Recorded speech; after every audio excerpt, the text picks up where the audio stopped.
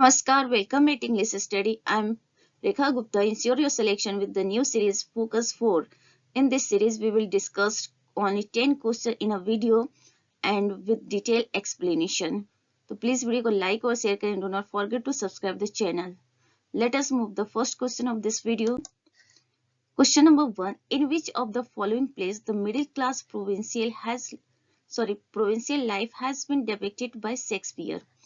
So here is question from Shakespeare. In this series we will discuss only Shakespeare. Means अभी जो video चल रही है Shakespeare पे ही आएंगे. Then after other writers. तो यहाँ क्वेश्चन है कि शेक्सपियर की जो प्लेस है उसमें से वो कौन सा प्लेस है जिसमें शेक्सपियर ने मिडिल क्लास प्रोविंशियल लाइफ को प्रेजेंट किया है. दैट इज द मेरी वाइफ्स ऑफ विंडसोर. शेक्सपियर के जो ज्यादातर प्लेस है वो अपर क्लास को बिलोंग करते हैं, but in this play he represented middle class provincial life. The मेरी वाइफ्स ऑफ विंडसोर ये एक कॉमेडी है, पब्लिश होता है 1602 में, रिटेन बिफोर 1597, फेमिनिस्ट थीम है और कैरेक्टर है फॉलस्टॉप मेकबेथ. इस प्ले को शेक्सपियर ने क्वीन एलिजाबेथ फर्स्ट के रिक्वेस्ट पे लिखा था because she wanted to write a play showing Falstaff in love. That is why Shakespeare written this play.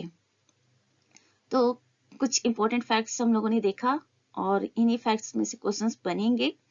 Let us see the next question.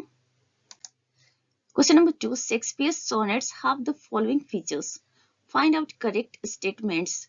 तो Shakespeare के sonnet से related कुछ important facts पूछा जा रहा है. तो क्या क्या है देख लेते हैं. शेक्सपियर ने टोटल कितने सोनेट्स लिखे हैं? 154. तो इस चीज को याद रखिएगा, 154 sonnets.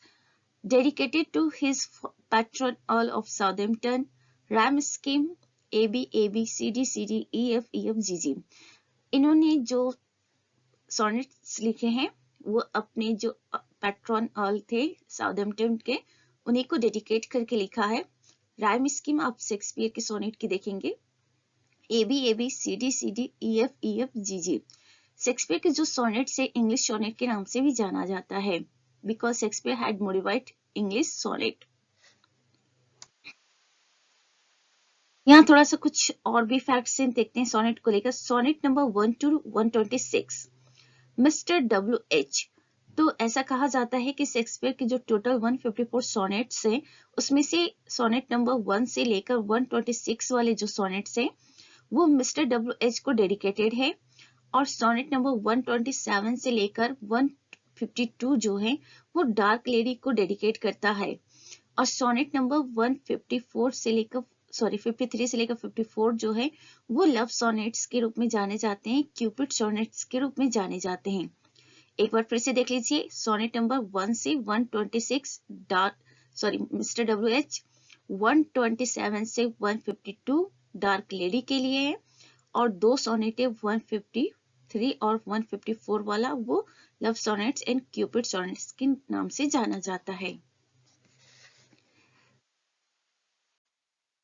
Question number 3. Which of the following works of William Shakespeare is written in 6 lines stanzas and shows decided sign of immaturity?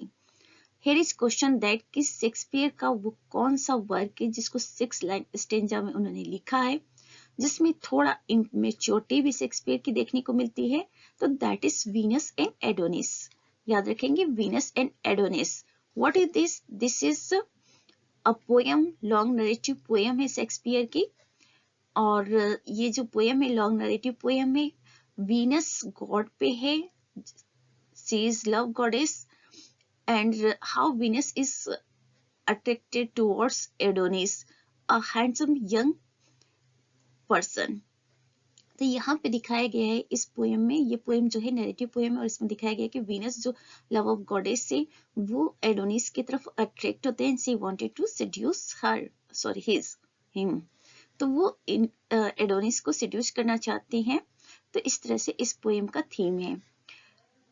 Venus and Adonis 1593 का पोएम है, और इसके साथ एक और पोएम शेक्सपियर ने लिखा है द रेप ऑफ लुक्रीस 1594 का पोएम है. ये दोनों ही लॉन्ग नरेटिव पोएम है शेक्सपियर के, और ऐसा कहा जाता है कि the only works Shakespeare shepherded through the printing process. तो यही दोनों वर्क है जिसको शेक्सपियर ने अपने टाइम पीरियड में प्रिंट करवाया था, पब्लिश करवाया था। मीन्स वीनस एंड एडोनिस और द रेप ऑफ लुक्रेस, ये दोनों पोएम ही मात्र शेक्सपियर के वर्क से जिसे शेक्सपियर ने अपने टाइम पीरियड में प्रिंट आउट करवाया था। तो देखिए आप लोगों ने कितने अच्छे अच्छे फैक्ट्स देखे और ये सारे फैक्ट्स बहुत ही इंपॉर्टेंट है। आप लोग बिल्कुल इसको फॉरगेट नहीं करेंगे, कंसीडर करेंगे और थोड़ा सा आप लोग चाहे तो शॉर्ट नोट्स भी आप लोग बना सकते हैं। तो ये आप लोगों के लिए बहुत ही यूजफुल होगा और बहुत इंपॉर्टेंट सीरीज है, मिस नहीं करेंगे आप लोग। Question number 4, the knockabout scenes in Shakespeare's The Taming of the Shrew and The Merry Wives of Windsor are the examples of farce. Here is question that कि Shakespeare का play है the taming of the श्रीव और दूसरा play है the merry wives of Windsor. इन दोनों play में एक knock scene है, तो वो जो नॉक सीन है वो किस तरह का एग्जाम्पल है, तो that is the example of farce. याद रखेंगे शेक्सपियर एक्चुअली जो 5 एक्ट्स लॉन्ग प्लेस हुआ करते थे ना पास्ट एशियन टाइम में, मतलब एशियन टाइम क्या शेक्सपियर के समय, तो शेक्सपियर के समय में इस तरह के जो प्लेस हुआ करते थे 5 एक्ट्स वाले, तो उसमें छोटे छोटे प्लेस इंक्लूड किए जाते थे just to to entertain the audience. तो छोटे छोटे जो सीरियस प्लेस होते थे उसमें छोटे छोटे एक्ट सीन टाइप के जो प्लेस है इंट्रोड्यूस किए जाते थे सो दैट कि लोगों को एंटरटेन किया जा सके, थोड़ा सा मूड चेंज किया जा सके। तो उस तरह के प्लेस को इंटरल्यूड, फार्स ये सब कहा जाता है। तो यहाँ पे क्वेश्चन है the taming of the shrew और the merry wives of Windsor में जो नॉक सीन है that is example of farce. Question number 5. Among the following pairs, find out correct pairs of Shakespeare's comedies in their characters. यहाँ पे Shakespeare के कुछ place हैं और उनके जो लीड कैरेक्टर हैं उनको दिया गया, तो वहां पे करेक्ट मैच को फाइंड आउट करना है। तो देखिए लव्स लेबर्स लॉस्ट, इसमें आपको कैरेक्टर मिलेंगे बायरन एंड रोसालिन। याद रखेंगे Biron and Rosaline from Love's Labour's Lost. The Merchant of Venice Bassanio Portia आपको दिखेंगे। एज यू लाइक इट में ऑर्लैंडो और रोसालिंड दिखेंगे। तो ये लीड कैरेक्टर है और ये आते हैं इन प्लेस से, इसे याद रखिएगा क्योंकि कहीं से भी कुछ भी क्वेश्चन पूछा जा सकता है, उठा के पूछ देगा ऑर्लैंडो ड्रम का कैरेक्टर किस प्ले में देखने को मिलेगा, तो इस तरह से कुछ भी क्वेश्चन बनेंगे। लव्स लेबर्स लॉस्ट में बायरन एंड रोसालिन है। बसानियो पोर्शिया कहाँ देखने को मिलेगा, द मर्चेंट ऑफ वेनिस में। एज यू लाइक इट में क्या क्या है, सॉरी कौन कौन है, ऑर्लैंडो और रोसालिन मेन कैरेक्टर्स हैं। मच एडो अबाउट नथिंग, इसमें आपको मिलेगा बेनेडिक्ट एंड बिट्राइस। याद रखेंगे मच एडो अबाउट नथिंग में कौन से कैरेक्टर्स हैं, बेनेडिक्ट एंड बिट्राइस। अब मिडसमर नाइट्स ड्रीम में हर्मिया, लिसेंडर और हेलेना। तो ये इंपॉर्टेंट कैरेक्टर्स हैं, आपने देखा कुछ इंपॉर्टेंट प्लेस के कुछ इंपॉर्टेंट कैरेक्टर्स, और इसे थोड़ा सा फोकस करेंगे आप लोग इंपॉर्टेंट फैक्ट से। Question number 6, which dramas to belong to the last phase of Shakespeare's literary career?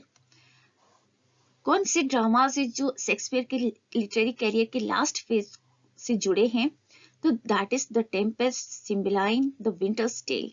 याद रखेंगे ये तीनों ही जो प्लेस हैं शेक्सपियर के ये लास्ट फेज के, और एक्चुअली जो लास्ट फेज है शेक्सपियर के उसमें कॉमेडीज का थोड़ा बोलबाला है।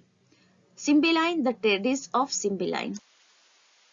सिम्बेलाइन का जो कंप्लीट टाइटल है that is the Tragedies of Cymbeline है, पब्लिश होता है 1611 में। द विंटर्स टेल 1611 में है ये भी, और ये कॉमेडी है। तो देखिए ये सिम्बेलाइन ट्रेजेडी जरूर है लास्ट फेज की, बट इन्होंने अपने लास्ट फेज में ज्यादातर कॉमेडीज लिखे हैं और romance. Question number 7, the first folio, the first collected edition of Shakespeare's plays was edited by. है इस क्वेश्चन दैट कि शेक्सपियर के जो प्लेस का कलेक्शन है फर्स्ट फोलियो के नाम से जाना जाता है, और इसको एडिट किया है किसने, हेमिंग एंड कॉन्डेल ने। तो याद रखेंगे हेमिंग और कॉन्डेल ने इसे एडिट किया है। एक्स्ट्रा फैक्ट्स देख लेते हैं। Mister William Shakespeare's comedies, histories and tragedies is a collection of plays known as folio published in 1623। तो देखिए ये लंबा सा टाइटल है फर्स्ट फोलियो का, mister William Shakespeare's comedies, histories and tragedies, जिसे फर्स्ट फोलियो के नाम से जाना जाता है। और पब्लिश्ड कब होता है? 1623 में। टोटल कितने प्लेस पब्लिश्ड होते हैं इसमें? टोटल 37 प्लेस शेक्सपियर के पब्लिश्ड होते हैं, और साथ में एक प्ले को जो पेरिकल्स है उसे छोड़ दिया जाता है, इसमें नहीं पब्लिश कराया जाता है। और इनके जो 154 सोनेट्स हैं वो भी इसी फर्स्ट फोलियो में पब्लिश होते हैं। फैक्ट चेक देख लीजिए। Actors along with Henry Condell and Richard Burbage, John Hamming was closely associated with Shakespeare. तो here is question that कि जो हेमिंग और कॉन्डेल है ये लोग शेक्सपियर के टाइम के एक्टर्स हुआ करते थे। रिचर्ड बर्बेज भी शेक्सपियर के टाइम का एक्ट्रेस है, तो उन्हीं के साथ ये लोग भी एक्टिंग का काम करते थे। और इस तरह से ये तीनों ही लोग जो हैं, Henry Condell, Richard Burbage, John Heming, ये तीनों शेक्सपियर से एसोसिएटेड हैं क्लोजली। तो it has been question also here that कि शेक्सपियर के टाइम पीरियड के जो एक्टर हैं उनका भी नाम पूछ लेता है। तो याद रखिए हेमिंग, कॉन्डेल, रिचर्ड बर्बेज, ये कुछ जाने माने नाम है जो शेक्सपियर के टाइम के एक्टर्स थे और साथ में शेक्सपियर से एसोसिएटेड भी थे। Question number 8, Which of plays by Shakespeare are classified as Roman plays? तो शेक्सपियर के वो कौन से प्लेज हैं जिनको रोमन प्लेज के नाम से जाना जाता है? That is Antony and Cleopatra, Julius Caesar, Coriolanus. Shakespeare के रोमन प्लेज हैं Antony and Cleopatra, Julius Caesar, Coriolanus. Antony and Cleopatra tragedy है, पब्लिश्ड होता है 1607 में। Julius Caesar it is also a tragedy and historic play. तो याद रखेंगे Julius Caesar जो है वो ट्रेजेडी भी और हिस्टोरिक प्ले भी है। और वहीं पे एंटनी एंड क्लियोपाट्रा जो है वो ट्रेजेडी है, पब्लिश्ड होता है 1607 में। Julius scissor, Antony Brutus, Cassius Brutus.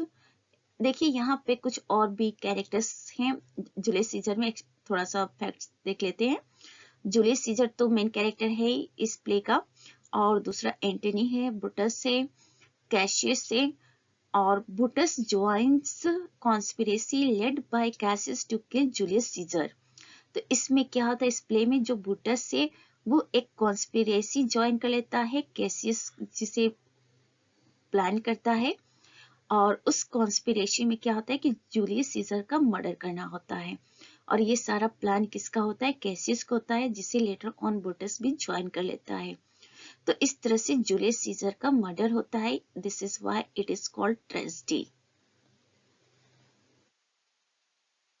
देखिए यहाँ पे भी बहुत इंपॉर्टेंट फैक्ट्स थे, सब आप लोग के काम के हैं, किसी न किसी एग्जाम्स में पूछे गए हैं, इसीलिए यहाँ पे बताया गया है। Question number 9. Shakespeare's play Love's Labour's Lost is a good example of the comedy of manners. देखिए शेक्सपियर का जो प्ले है लव्स लेबर लॉस्ट, ये द कॉमेडी ऑफ मैनर्स का अच्छा सा एग्जाम्पल है। अब थोड़ा सा देख लेते हैं द कॉमेडी ऑफ मैनर्स क्या होता है। The term comedy of manners describes a genre of realistic satirical comedy of the restoration period. Actually जो कॉमेडी ऑफ मैनर्स था वो रेस्टोरेशन पीरियड यानी कि ट्राइडेंट के पीरियड में बहुत ज्यादा पॉपुलर था। इसमें क्या था कि that questions and comments upon the manners and social conventions of a greatly sophisticated artificial society. तो कॉमेडी ऑफ मैनर्स के थ्रू रेस्टोरेशन पीरियड में क्या किया जाता था? क्वेश्चन पुट अप किया जाता था, कमेंट्स किया जाता था। जो मैनर्स और सोशल कन्वेंशंस होते थे आर्टिफिशियल सोसाइटी के, उसको लेकर जो ऑथर्स हुआ करते थे कॉमेडी ऑफ मैनर्स के थ्रू वो क्वेश्चन करते थे कि क्या ये चीज जो आप प्रेजेंट कर रहे हो ये सही है, ये दिखावे सही है, ये सब चीज था उसमें। द कॉमेडी ऑफ मैनर्स लिखा गया था मिड 1590s के टाइम में, और इसको परफॉर्म किया गया था इन ऑफ कोर्ट में, और किसके सामने? क्वीन एलिजाबेथ फर्स्ट के सामने। The comedy the loves labour lost को। लव्स लेबर लॉस्ट क्या है? द कॉमेडी ऑफ मैनर्स है, और इसको लिखा गया था 1590s के समय और इसे इन ऑफ कोर्ट में परफॉर्म किया गया था before queen Elizabeth first. Question number 10. In the first folio edition of Shakespeare's dramas, which play was omitted? तो देखिए यहाँ क्वेश्चन है कि जो शेक्सपियर के ड्रामास की फर्स्ट फोलियो की एडिशन थी उसमें वो कौन सा शेक्सपियर का प्ले जो था जिससे ओमिट कर दिया गया था, मीन्स उसे नहीं पब्लिश किया गया था और बाकी के सारे प्लेस को पब्लिश कराया गया था फर्स्ट फोलियो में, तो दैट इज पेरिकल्स। पेरिकल्स को छोड़ दिया गया था। Pericles was not published in the first folio. First folio कब अपीयर होता है? 1623 में। टोटल 37 प्लेस इसमें होते हैं और 154 सॉनेट्स। तो आप लोग देख रहे हैं कि जितने भी फैक्ट्स बताए जा रहे हैं वो कोई न कोई क्वेश्चंस जरूर फॉर्म कर रहे हैं और एग्जाम्स में आ भी रहे हैं वो क्वेश्चंस। वो सारे फैक्ट्स जो हैं क्वेश्चंस के रूप में आ रहे हैं जो आपको इस वीडियो में डिस्कस किए जा रहे हैं। पेरिकल्स प्रिंस ऑफ टाई के नाम से ये जाना जाता है और जैकोबियन प्ले है, ये पब्लिश होता है 1609 में। तो बहुत इंपॉर्टेंट फैक्ट्स के साथ ये वीडियो अब ओवर कर रहे हैं। This is all about for today's video. Please video को लाइक और शेयर करें and do not forget to subscribe the channel. Thanks for watching. Be happy, keep smile.